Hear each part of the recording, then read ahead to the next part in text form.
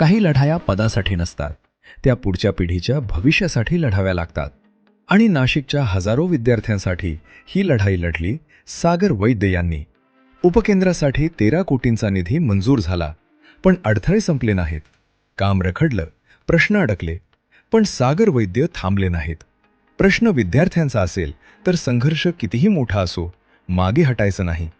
प्रशासनापासून विद्यापीठापर्यंत, मंत्र्यांपासून निर्णयाच्या प्रत्येक टेबलापर्यंत सतत पाठपुरावा, सतत संघर्ष.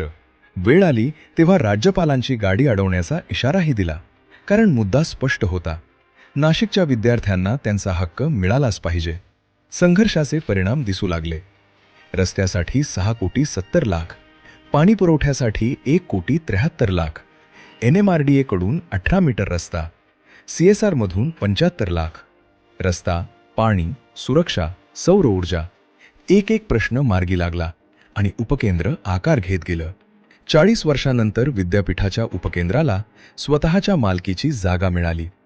विद्यापीठाच्या नावलौकिकाला शोभेल अशी MBA कॉलेज आणि प्रशासकीय कार्यालयाची भव्य वास्तू उभी राहिली. काल जिथे अडथळे होते, आज तिथे भव्य कॅम्पस उभा आहे. कारण हा फक्त एका इमारतीचा प्रवास नव्हता, हा विद्यार्थ्यांच्या हक्कासाठी केलेल्या संघर्षाचा विजय होता. संघर्ष विद्यार्थ्यांसाठी, पाठपुरावा विकासासाठी, भूमिका मात्र नेहमी ठाम. माननीय मुख्यमंत्री देवेंद्रजी फडणवीस व उच्च शिक्षण मंत्री चंद्रकांतदादा पाटील यांच्या शुभ हस्ते 28 ऑगस्ट दुपारी 2 वाजता उद्घाटन होणार आहे. आपण नक्की यायचे.